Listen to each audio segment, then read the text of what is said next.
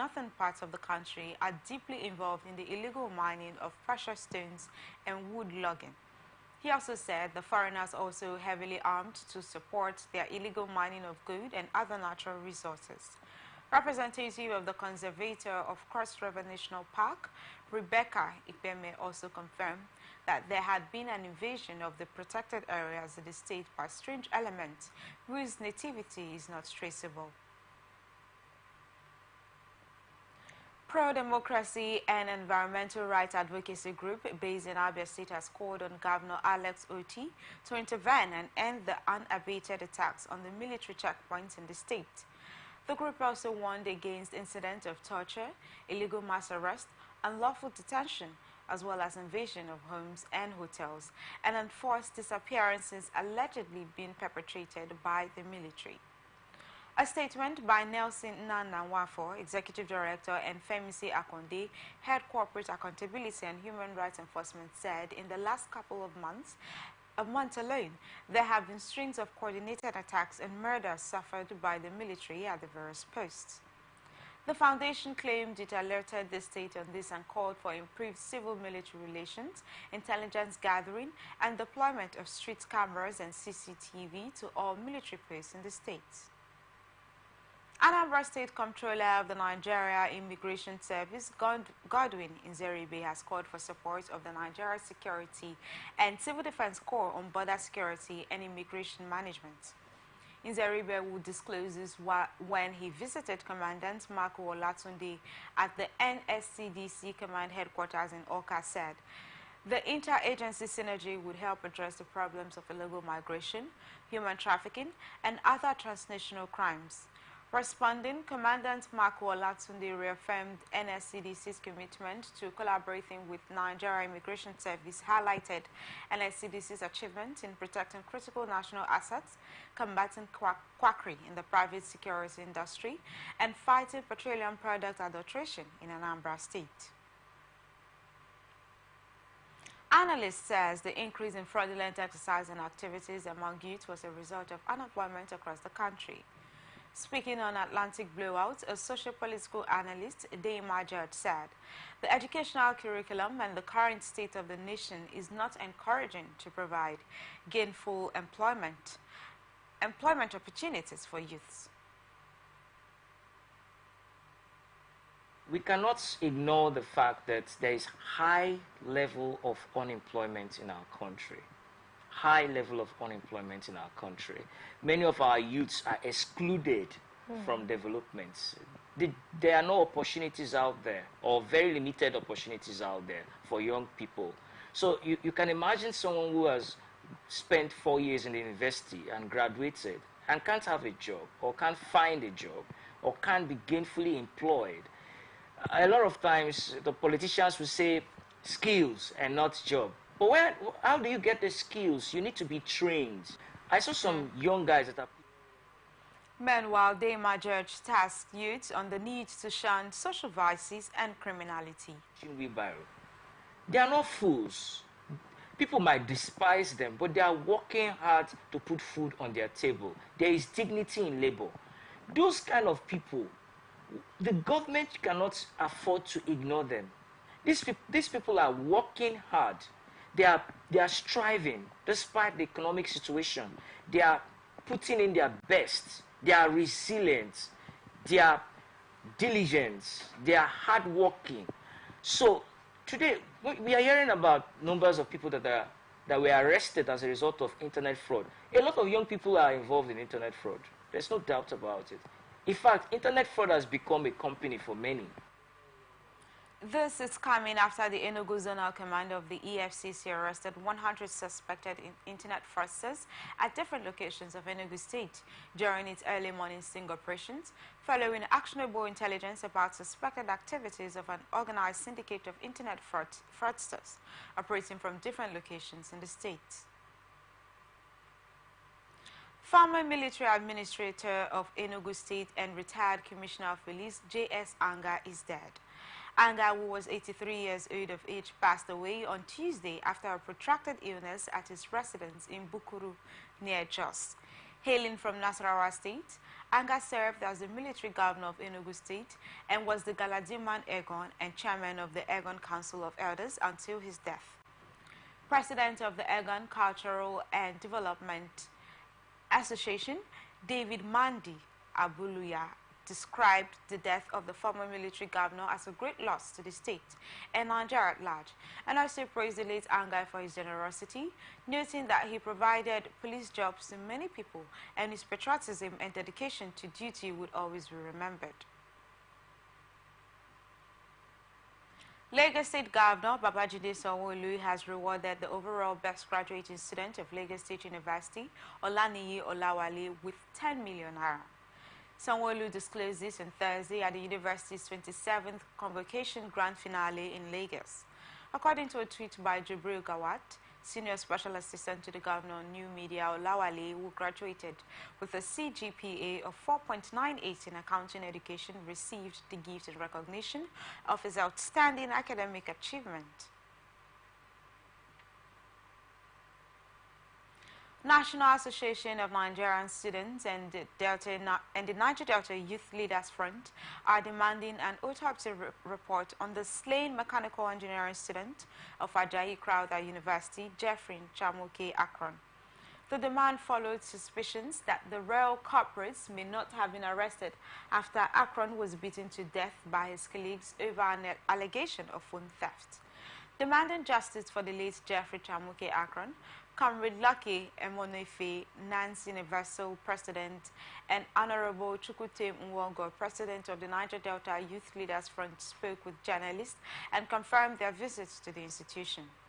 They doubted the identity of the 25 suspects arraigned at the magistrate court in Oyo and accused some security agents and the school management of attempting to shield the real murderers of the deceased. Honorable Chukwutem Nwogo said the hostel where students are being kept at Ajayi Crowther University was uninhabitable and also indicted the Minister of Education for indifference since the unfortunate incident happened, while calling on the Minister of Education, Tahir Maman, to show capacity in regulating private and public universities to step into the unfortunate incident at the institution. Niger State Police Command says 14 miners have been trapped under the rubble of a collapsed mining pit in Galkago community, Shiruru local government area of Niger State. This is coming after a mining site operated by African Minerals and Logistics Limited caved in, following a heavy downpour, trapping about 50 workers. The incident, which occurred on Sunday evening, resulted in the death of one miner and left 6 others seriously injured, while 6 miners managed to escape unharmed. Rescue operations are ongoing, with police and government officials actively involved. Commissioner of Police Shawulu Damaman, alongside the Commissioner of Homeland Security Bello Mohammed and Commissioner of Minerals Resources Garba Yahaya, visited the site to oversee the rescue efforts. The police command reported that 20 individuals were initially trapped, but 6 have since been rescued, leaving 14 still unaccounted for, while spokesman for the Niger State Police Command, Wasiu Abiodun, had provided details of the ongoing rescue operation, and the Commissioner of Minerals Resources conveyed the government's condolences to the affected community, expressing the state's dismay over the incident. Suspected armed bandits have attacked Margaya community in Zurmi local government area of Zamfara state.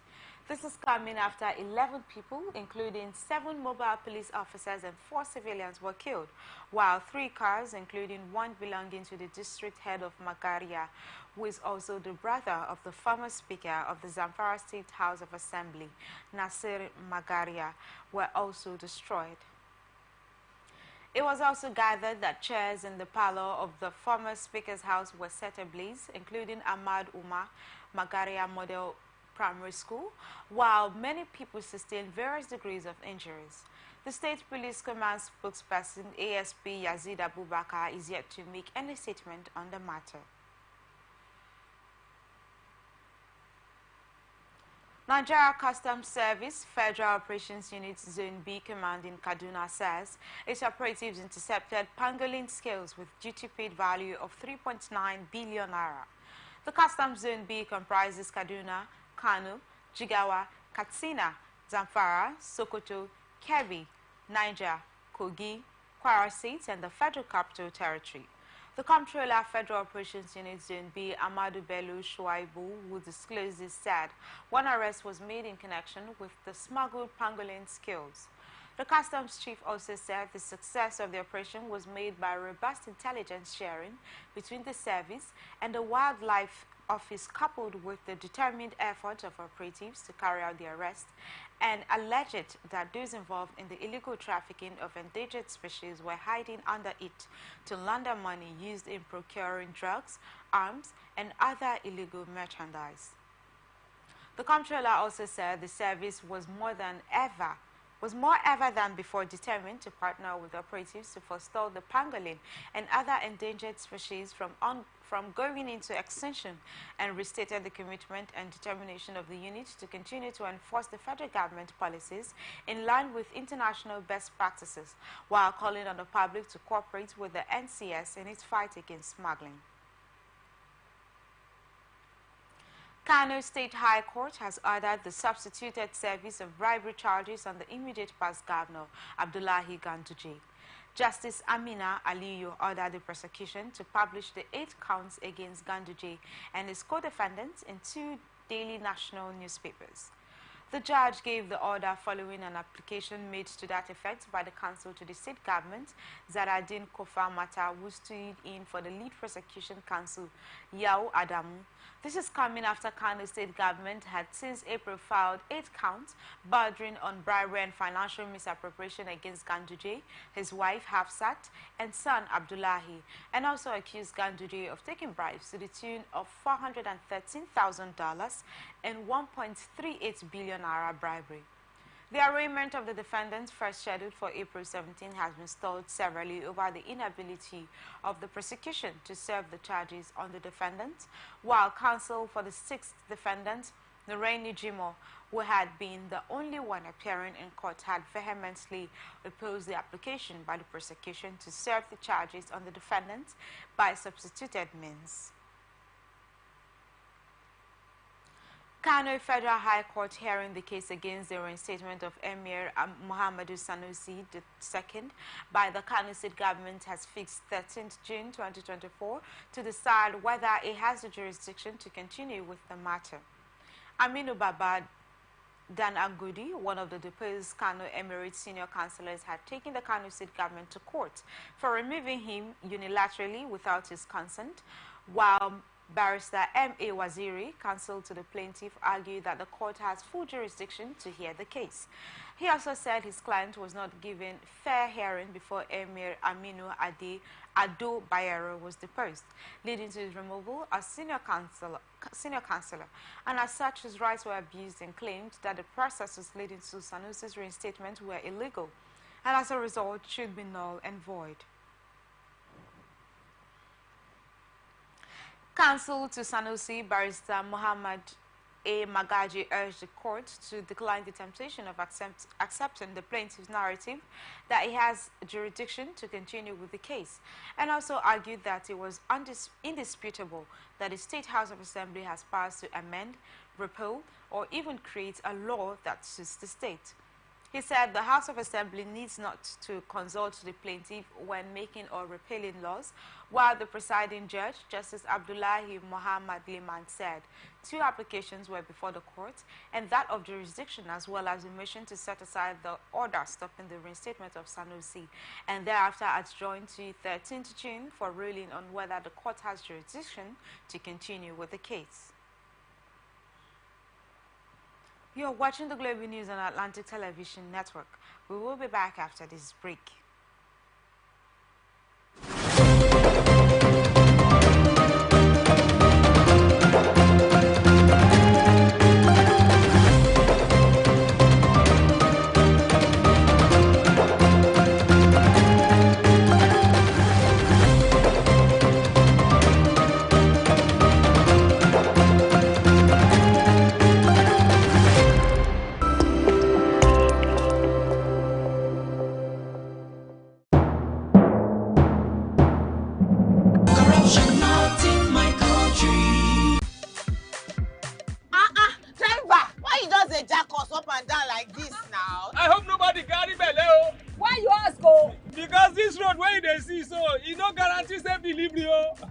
just dey vote for government, but we not get good governance. At all. Roads so no dey, light usai, the infrastructure nko e come turn to be forbidden fruit for the city.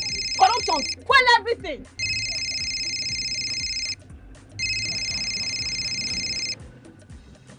Hello? Hello, madam.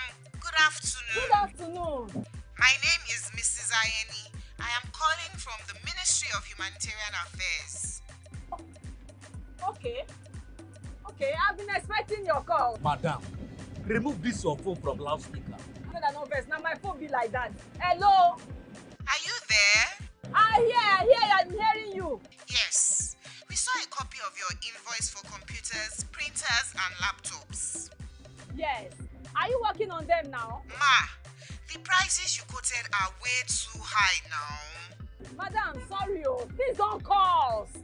We found the laptop you said is 1.8 million naira for 600,000 naira.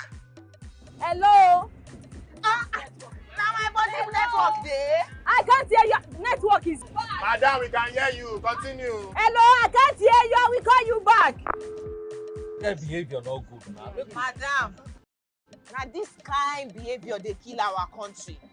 You suppose do things differently, make Nigeria for better. Corruption not in my country. This message is brought to you by the Akinfade Foundation, the MacArthur Foundation, and with broadcast support from Atlantic Television Network. corruption not in my country.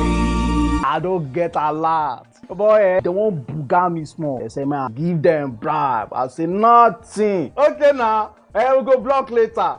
You remember that contract where we do that time now? They don't pay. But first, you see the house rent with the old things. We go first call caretaker, take the money, slap am. Beg, see, you know, say I get annual levy why they pay for club. Where me and boys they shark beer in our house, I could pay that one. You remember say me and tell you I go buy you motor. I go buy now. Okay, they pay you money now. Where we don't they beg caretaker? Where would they beg landlord, old man, and they agree give us time. Money can't come now. You won't divert time. You said na corruption. Corruption, not in my house and not in my country. Sure? Sure. Corruption not in my country. This message is brought to you by the Akinfade Foundation, the MacArthur Foundation, And with broadcast support from Atlantic Television Network.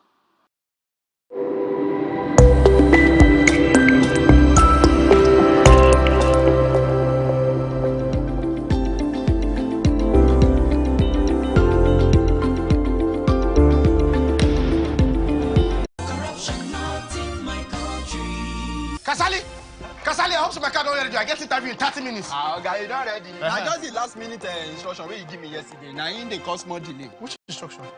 Maybe now you say make I change the meter, make you not read again. Which time I make you change meter? Oh, Kasali, why you do like they like this now? You don't get sense. You don't read the text message. Nobody I want send them to. Like Kasali, my electrician, make it come house, call me do my meter so that you don't go to read again. You the electrician? The electrician. Yes, now. So you call Kasali electrician, make it come help you adjust your meter, make it for no read again, Abi. So you said you want join people where be say they no want they pay NEPA bill again, Abi. Okay, you know good now. You don't you said you don't they behave like all these stiff people. Oh, what you change from your motor? What you change from? Two lights. Fuel gauge. Speedometer. For what you know, you for come out for home my motor. I better identify for me. Okay. Now don't do something we corrupt. And something come backfire. Now go come they find how to dodge them. What you talk? They greet you. Corruption not in my country. This message is brought to you by the Akinfade Foundation, the MacArthur Foundation, And with broadcast support from Atlantic Television Network.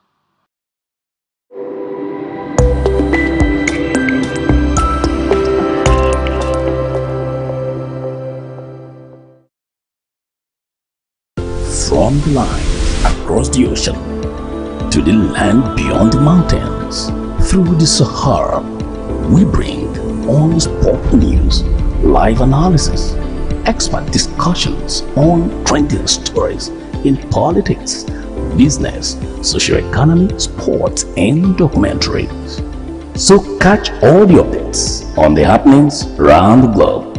Stay focused on The Fact Today, only on ATN.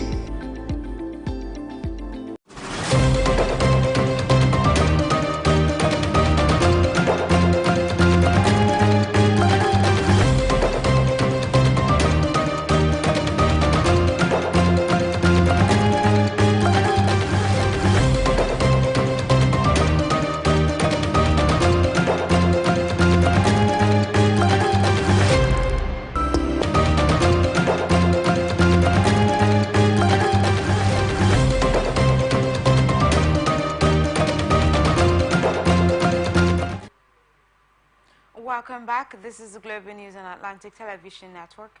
Now to the rest of our stories. Presidency has condemned two trending fiscal policy documents in circulation which are still proposals and have not been approved by President Bola Tinubu.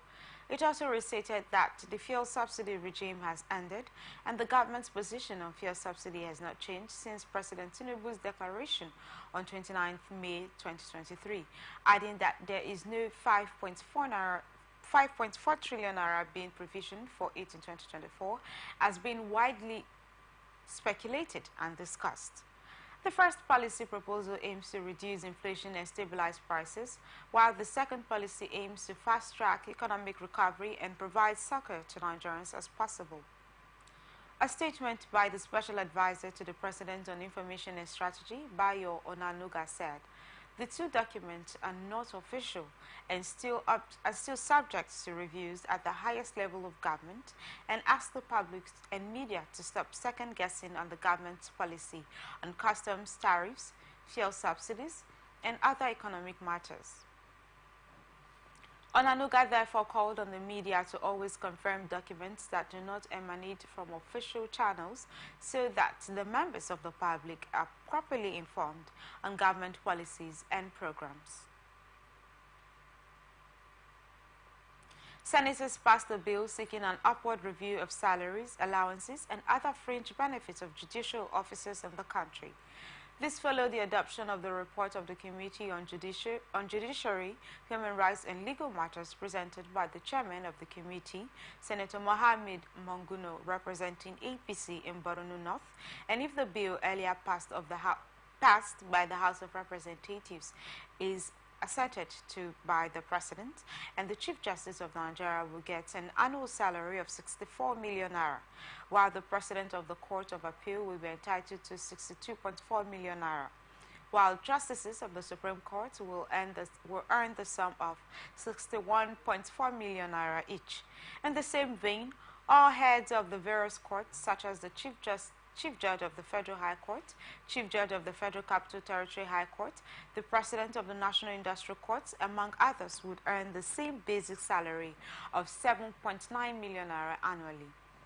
The Borno lawmaker told the Senate that the stakeholders at the public hearing of the bill unanimously supported its passage, adding that the proposed legislation is apt and timely as the increase in remuneration of judicial office holders is long overdue in the light of the present economic realities and high inflation in the country, adding that the increment under consideration had been captured in the 2024 Appropriation Act.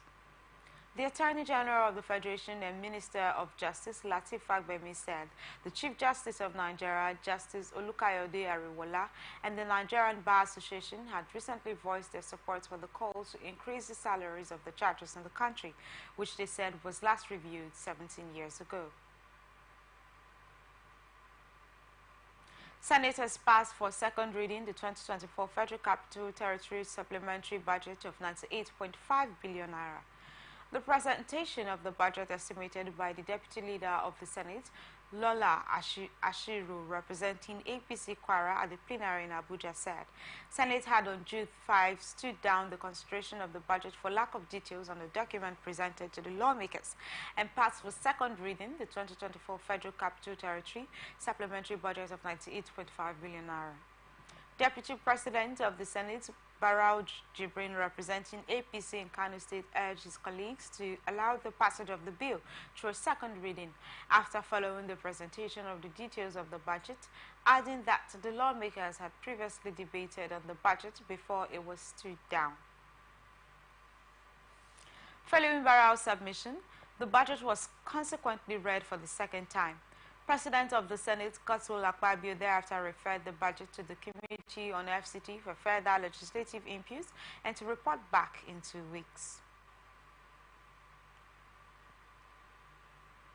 House of Representatives say it has taken steps towards the creation of a new state in the southeast geopolitical zone of the country. This is coming after the lawmakers on the floor of the House during Thursday's plenary passed a bill for first reading for the creation of Orlu State, sponsored by the member representing Idiato North, Idiato South Federal Constituency in Imo State, Ikenga Ugochinyere, and others, is now set for a second reading. According to the draft bill, the creation of Orlu State will alter the 1999 Constitution as amended, increasing the number of states in the Federation from 36 to 37, and the new state will be carved out from Imo, Abia, and Anambra states, with Orlu as its capital city. The bill also seeks to amend the 1999 Constitution by inserting a new paragraph which includes government errors. Sponsored by Ugochinyere, a member of the People's Democratic Party, had appealed to his colleagues at the National Assembly to support the bill to ensure its passage through a second reading, adding that the creation of Orlu State would lead to the emergence of Idiato as a senatorial district. In the current political configuration, the Northwest comprises 7 states, while the Northeast, North Central, South-South, and Southwest consist of 6 states each. Only the Southeast has 5 states, while the Southwest is seeking the creation of Oke-Ogun State, which, when created, would bring it at par with the Northwest. House of Representatives say it will investigate the alleged fraudulent allocation of title documents to some real estate developers before the appointment of Nyesom Wike as Minister of Federal Capital Territory.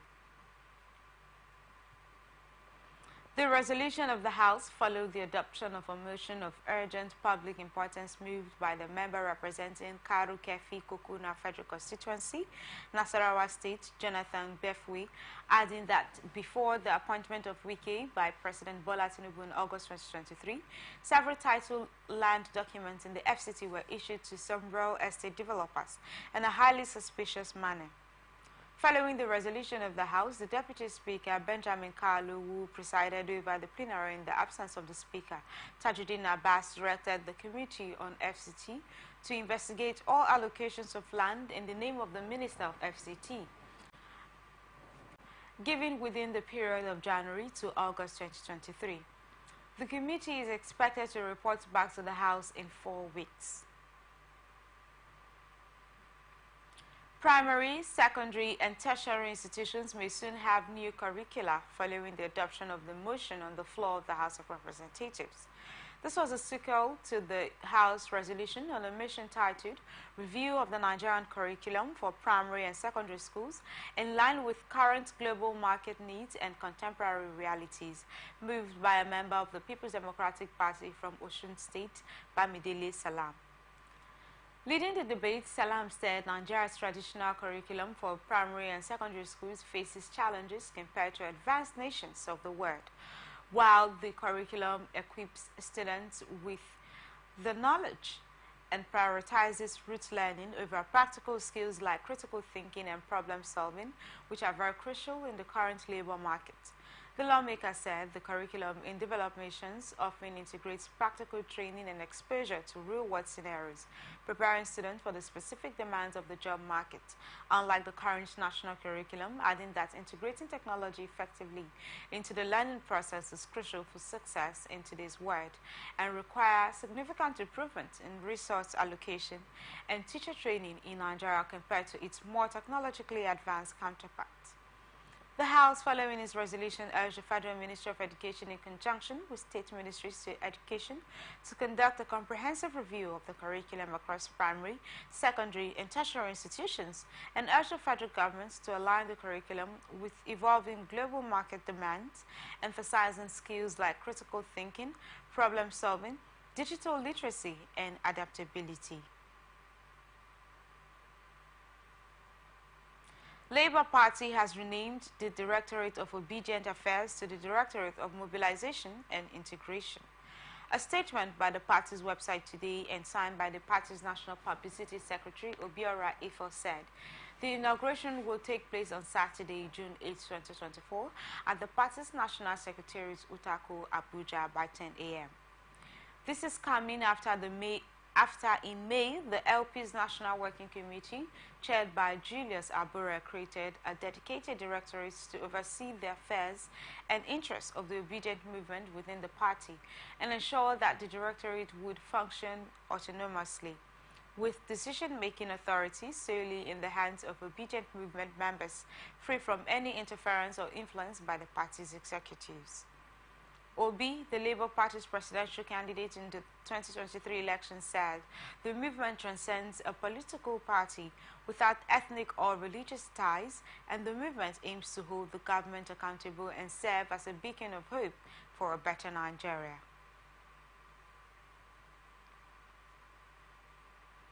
Former Vice President Atiku Abubakar has advised the National Assembly to investigate the alleged secret petrol subsidy payment. A statement by his media advisor Paul Ibe on Thursday, Atiku urged President Bola Tinubu's administration to demonstrate bravery in taking ownership of its policies and their consequences by being accountable to Nigerians. This is coming after Atiku challenged Tinubu's administration to seize what he alleges is misleading the public about its stance on petrol subsidy, adding that despite Tinubu's public statements regarding petrol subsidy removal, the administration has been covertly disbursing trillions of naira for petrol subsidy. Atiku indicated that subsidy payments under Tinubu's leadership are projected to reach 5.4 trillion naira this year. In response, the presidency has refuted circulating claims that it intends to allocate funds to pay 5.4 trillion naira for fuel subsidy in 2024. A statement issued by the Special Advisor to the President on Information and Strategy, Bayo Onanuga, on Thursday reaffirmed the conclusion of the fuel subsidy era, while Atiku Abubakar alleged that the covert subsidy scheme was among the factors deterring investments in the oil sector. Now, business news.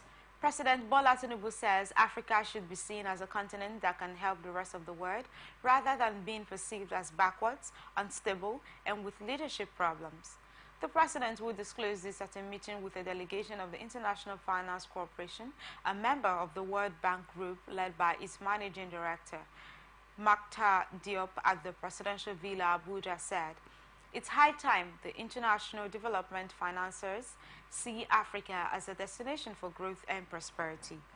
Tinubu also urged global financiers to consider more strategic investments in agriculture, infrastructure, research and development on the continent, adding that Nigeria holds the second largest IFC portfolio in Africa, with an active investment portfolio of $2.1 billion as of April 2024, while President Tinubu highlighted the importance of some critical infrastructure projects embarked upon by his administration, such as the 700 kilometers Lagos-Calabar Coastal Highway and the Sokoto-Badagry Expressway. In his remarks, Diop informed the president that during his working visit to Nigeria, the IFC had engaged in productive discussions with Nigerian partners to enhance agriculture, increase fruit production through irrigation farming, as well as upgrade transport networks and bolster regional integration. Expressing IFC's long-term commitment to growing agribusiness in Nigeria, he announced that IFC has signed a $23.3 million loan agreement with John Vent Industries Limited, a leading agribusiness for economic development and agricultural transformation, to develop the cocoa sector.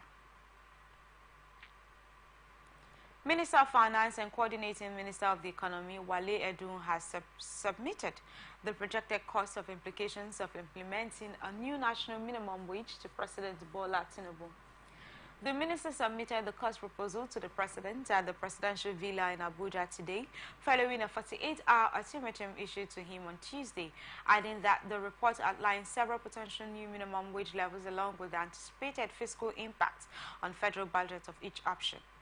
This is coming after the organized labor comprising the Nigeria Labour Congress and Trade Union Congress had embarked on a nationwide strike on Monday to demand an increased minimum wage for workers and the reversal of the recently increased electricity tariffs. However, the labor union leadership suspended the strike on Tuesday for 5 days after signing a commitment with the federal government to resume negotiations and come up with a new minimum wage within a week.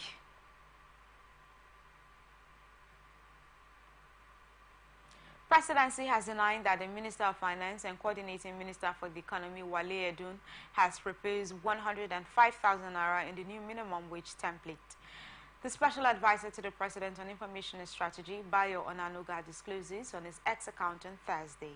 This is coming after the Finance Minister, Edun, had earlier in the day presented the template to President Bola Tinubu by keeping to the 48-hour deadline.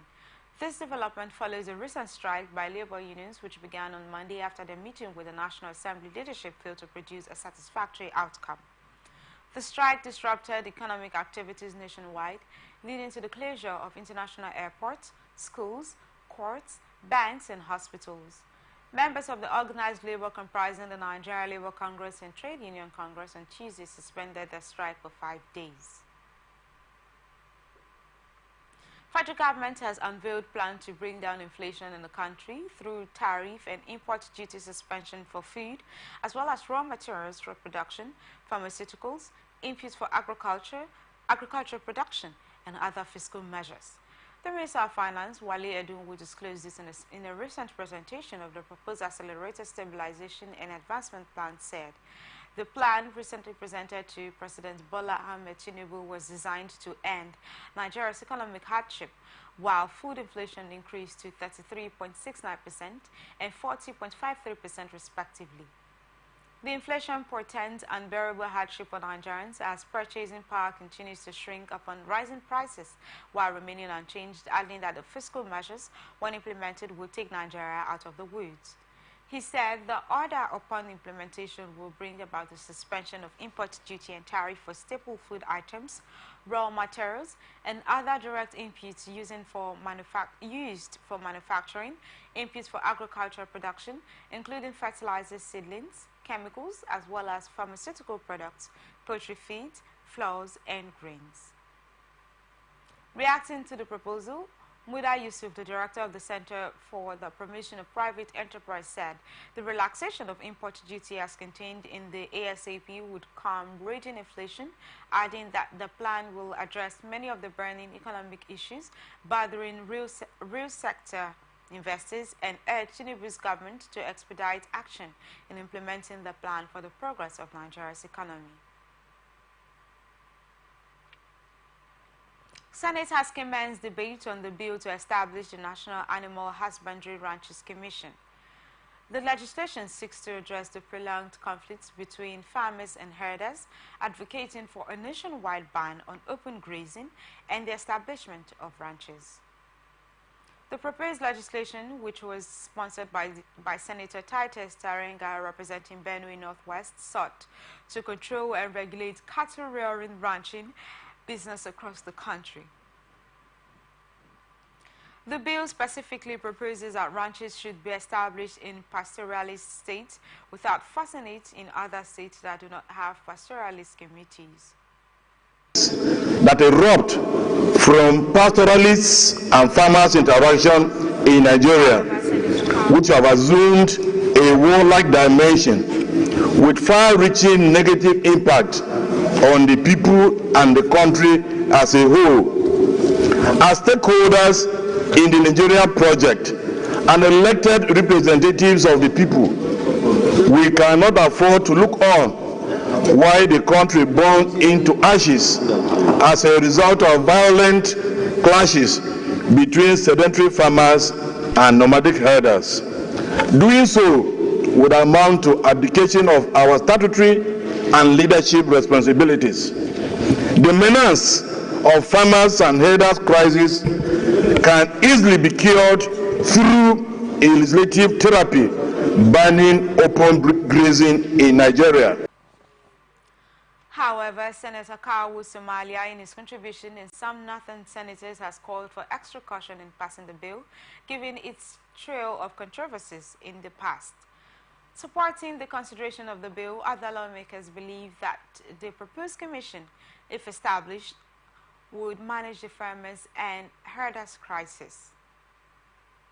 But going by this bill, it will compound our crisis in Nigeria. Some people close their eyes on what is going on or what lead herders to go against farmers. There is so many issues which we need to attend. Mr. President, we used to see where herders and their cattle are pursuing, killing them, destroying their property. The bill, after consideration, was referred by President of the Senate, Godswill Akpabio, to the Senate Committee on Agriculture, Judiciary and Legal Matters to be reverted in 4 weeks.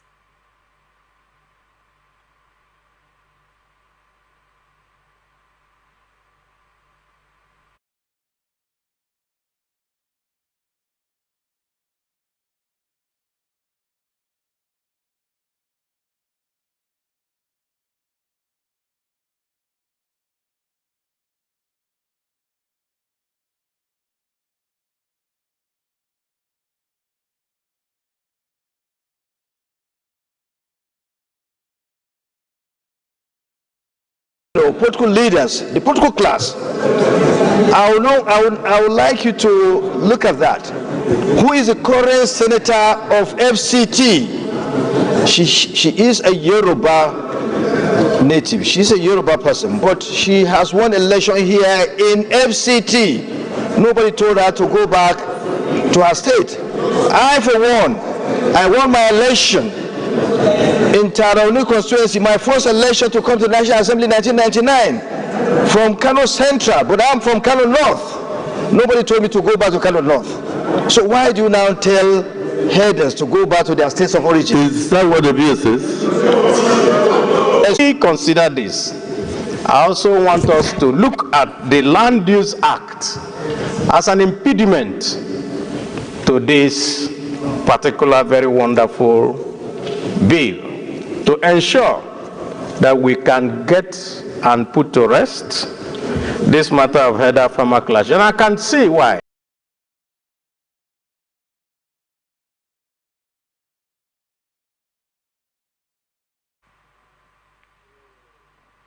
Federal government's ban on the export of liquefied petroleum gas, popularly called cooking gas, has led to a crash in the cost of the commodity from about 1,500 naira per kilogram to 900 naira per kilogram. Cooking gas dealers under the aegis of the Nigerian Association of Liquefied Petroleum Gas Marketers will disclose this during a courtesy visit on the Minister of State for Petroleum Resources on Gas, Ekperikpo Ekpo, in Abuja, said. The federal government banned the exportation of liquefied petroleum gas in a bid to increase its volume domestically to warrant a crash in price. Speaking at the meeting with the gas minister in Abuja, the national president Oladapo Olatunbosun commended Ekpo for the courage in urging the domestication of all liquefied petroleum gas produced within the country, stressing that the policy resulted in the reduction and stabilization of the product's price in the domestic market.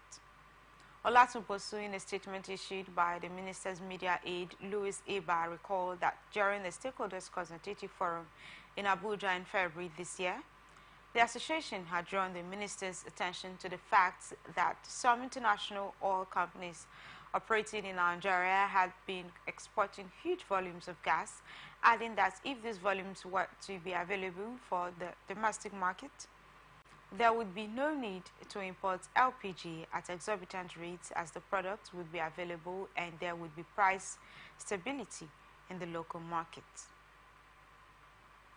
He also thanked the federal government for heeding to their plea, as the government's intervention made the price of liquefied petroleum gas that was sold for 20 million naira per 20 metric tons reduced to 15 million naira.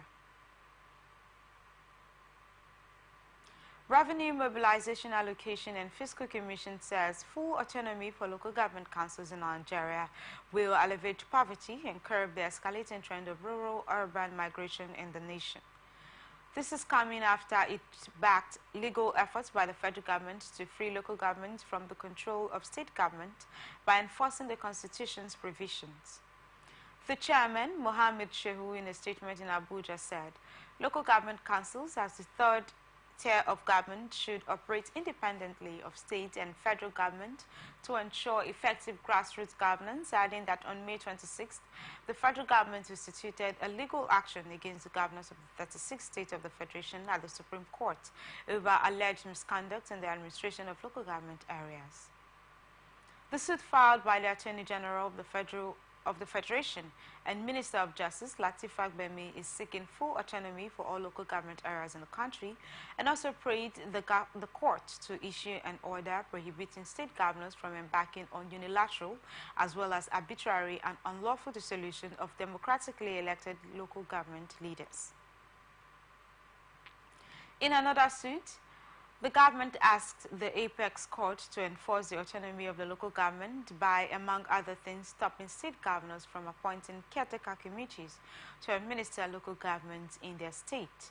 And speaking in support of the motion, Shehu said, the Nigerian Constitution recognizes federal, state, and local government as distinct tiers, each drawing funds from the federal account, from the Federation account, and also criticized the dominance of state government over LGCs, which undermines their political, administrative, and financial independence. Federal government has assured it is adhered to due process in the legal proceedings against the cryptocurrency platform Binance and one of its top executives, Tigran Gambaryan, who was accused of illegal cryptocurrency trading in Nigeria. The Minister of Information and National Orientation, Mohammed Idris, said the trial was being conducted according to Nigerian law.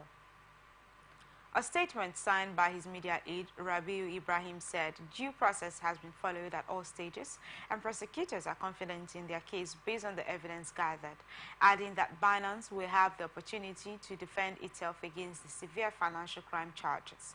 The minister confirmed that Binance had been provided with consular access and all necessary care in line with diplomatic protocols and the rule of law.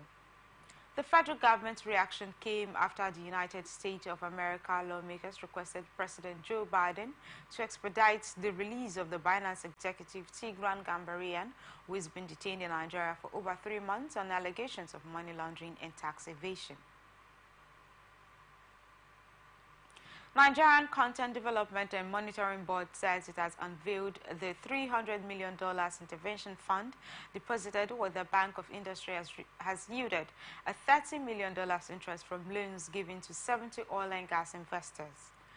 A statement from the board said plans to introduce some changes that will enhance the Nigerian Content Intervention Fund and increase the fund's impact and efficiency have been released, and the fund is an portion of the Nigerian Content Development Fund, which was set up by Section 104 of the Nigerian Oil and Gas Industry Content Development Act, adding that it has set 1% deduction from every contract awarded in the upstream sector of the Nigerian oil and gas industry. This is coming after the Minister of Petroleum Resources and Oil, Heineken Lukobiri, said the Nigerian Content Development and Monitoring Board, under the watch of its former Executive Secretary, Simbi Wobote, took about $350 million to the Bank of Industry to give loans to investors, alleging that the fund was mismanaged with 90% non-performing loans. During the quarterly engagement forum held with the Bank of Industry in Lagos, the Executive Secretary, Felix Ugbe, confirmed that the NCI Fund has since its inception played a crucial role in transforming the Nigerian oil and gas industry by providing essential financial support and had also empowered numerous Nigerian companies and fostered local capacity development while promoting sustainable growth. Maritime experts say they are not happy over the high rate of water pollution in Nigeria, adding that it has far-reaching consequences. A scholar at Western Illinois University, Moline, Illinois, United States, Samuel Babatunde, who disclosed this, said the country's maritime industry faces multiple sources of water contamination, adding that the industrial effluents, agricultural runoff, oil spills, as well as plastic trash and untreated sewage were some of the main causes.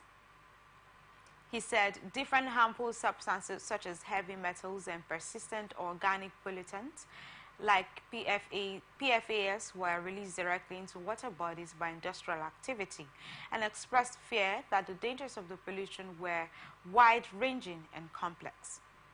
According to Babatunde, the toxicity of chemical contaminants such as heavy metals and the polyfluoroalkyl substances on marine creatures result in the decrease in biodiversity, adding that water pollution has a negative economic impact on fisheries, lowering fish populations, as well as endangering food security and affecting the fishing-dependent coastal people's means of subsistence. He also said polluted waters and damaged marine environments discourage tourists, which reduces income for local economies and depend on tourism, and advised that there was need to effectively reduce water contamination as comprehensive strategy. You're still watching the news on Atlantic Television Network. Up next is International Tidbits. Saudi Arabia says the sighting of the Dhul Hijjah crescent, signaling the beginning of the 12th Islamic month. Consequently, tomorrow, Friday, will mark the beginning of the holy month, and the Hajj pilgrimage for 1,445 AH 2024 will commence on Friday, June 14, with the day of Arafah falling on Saturday, June 15. With the development, the Muslim biggest festival, Eid al-Adha, will be observed on Sunday, June 16, 2024, while the Arafat Day, which precedes the festival, will fall on June 15th. Saudi Arabia Supreme Court had on Wednesday called on all Muslims across the kingdom to participate in the sighting of the crescent moon of the Arabic month, Dhul al-Hijjah. This action is expected to help determine the commencement of the new and last month of the Hajj, and also of the Hajj, and also the festival falls on Islamic calendar, while Eid al-Adha, the biggest Islamic festival, falls on the 10th of Dhul al-Hijjah. Israeli airstrike on a UN school packed with hundreds of displaced people in central Gaza has killed at least 27 people. Eyewitnesses said an Israeli warplane fired 2 missiles at classrooms on the top floor of the school in the Nuseirat refugee camp. Israel's military said it conducted a precise strike on a Hamas compound embedded inside the school, while ambulances and rescue teams have been rushing the wounded and the dead to a nearby hospital. Ismail al-Thawadba, director of the Hamas media office, rejected Israel's claims that the UN school had hidden a Hamas command post. It said it had killed Hamas and Islamic Jihad terrorists who took part in the 7 October attack on southern Israel, when around 1,200 people were killed and 256 others were taken hostage. At least 150 people are feared dead in a massacre in a village in central Sudan, blamed on the Rapid Support Forces by the paramilitary group fighting the army.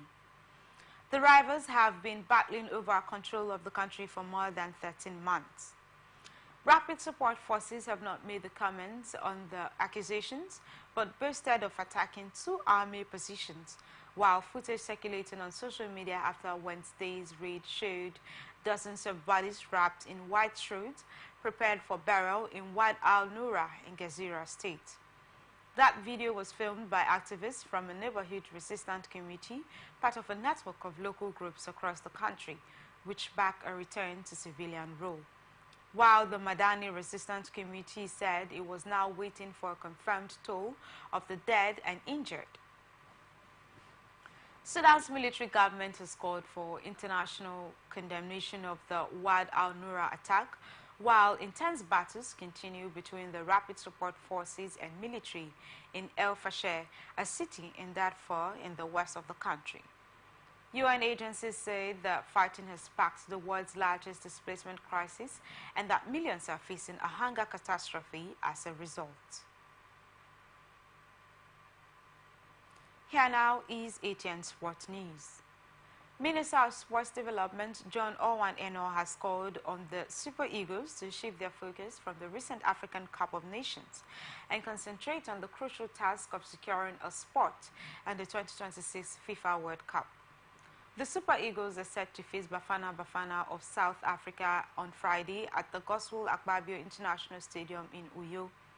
However, Eno said Nigeria must approach the tie as a make-or-break one, as victory will put the team back on track for qualification.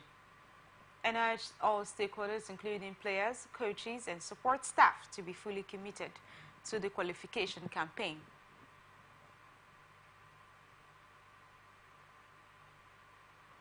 Udeni's goalkeeper Maduka Okoye has arrived at the Super Eagles camp in Uyo, Akwa Ibom State.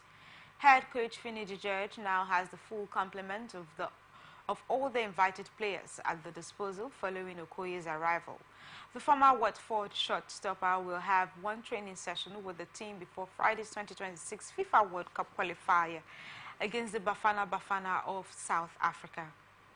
The training session will hold at the main bowl of the Gospel Akpabio International Stadium, Uyo. The first 15 minutes of the workout will be opened to the media and members of the public, and Friday's encounter will kick off at 8 p.m. Nigerian time.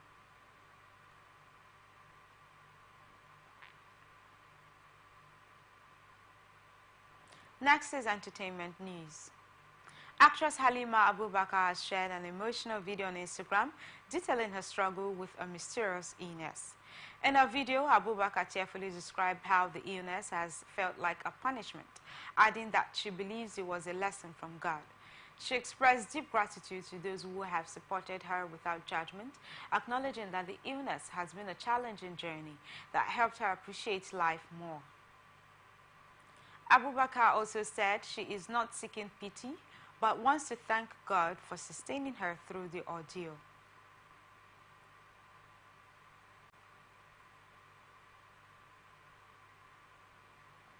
Ace Nigerian musician D. Banj has appreciated his colleague Olamide for his generosity. The singer disclosed that Olamide gifted him his latest song, Coco.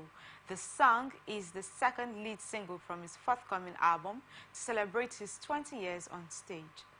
The Banj had previously disclosed that the first lead single since 2004 was written by Peruzzi.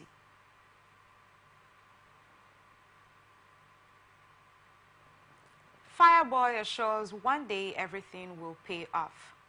Nigerian singer Adedamola Adefolahun, popularly known as Fireboy, has revealed his biggest motivation in life, adding that things would get better.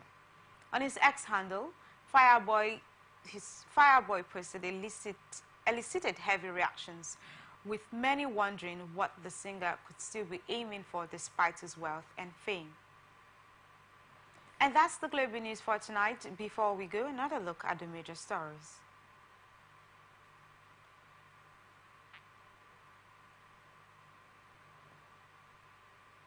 APC National Working Committee reappoints Rivers Caretaker Committee.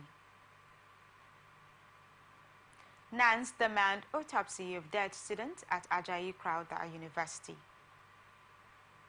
Atiku advises NASS to investigate secret subsidy payment. Finance Minister submits minimum wage costs to President Tinubu. Saudi Arabia declares June 16 as Salah Day. Sports Minister urges Super Eagles to secure sports. Actress Halima Abubakar decries mysterious illness. I am Susan Abi. Thank you for watching. You can follow us on all our social media platforms. On X, formerly Twitter, Atlantic TV Net, Facebook and YouTube, Atlantic Television Network, Instagram, Atlantic TV Network. Peace and unity are the pathways to progress.